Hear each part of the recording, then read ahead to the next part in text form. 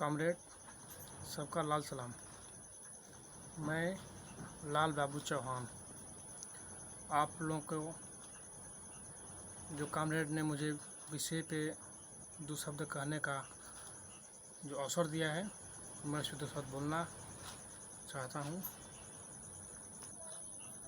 इस दुनिया में कई बार भयंकर महामारियों का सामना करना पड़ा है, लेकिन वर्तमान में सारी दुनिया को एक ऐसा वायरस ने त्रस्त किया है जिसका केवल नाम सुनते ही लोगों के मन में एक डर पैदा हो रहा है।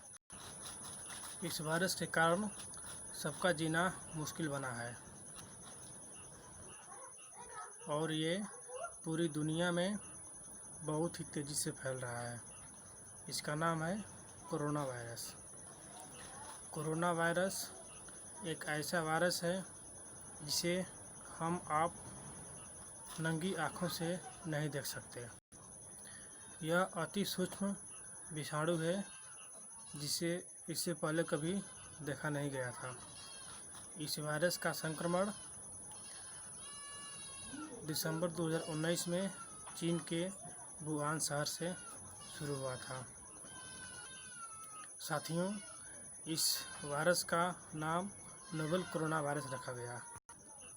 इस वायरस को विश्व स्वास्थ्य संगठन WHO ने महामारी घोषित कर दिया है।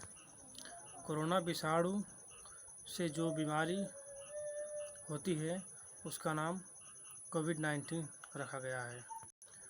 यह बीमारी होने पे सबसे पहले बुखार, खांसी और एक हफ्ते बाद सांस लेने में भी दिक्कत होने लगती है।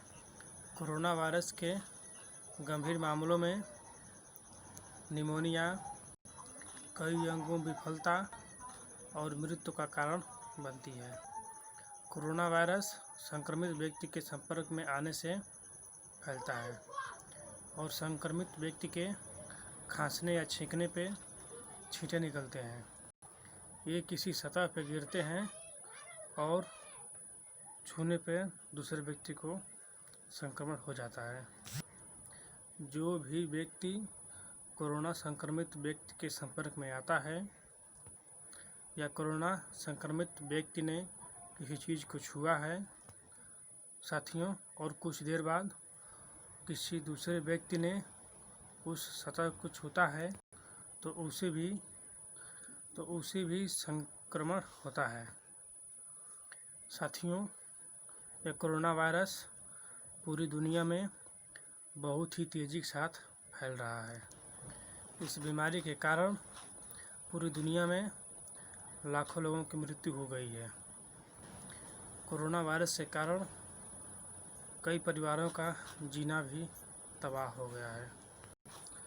साथियों, इस वायरस का पता लगने के 4-5 महीने तक इस विषाणु के संक्रमण को रोकने के लिए अभी तक कोई दवा नहीं बनी है, जिसके कारण इस वायरस को फैलने से रोकना बहुत मुश्किल हो गया है।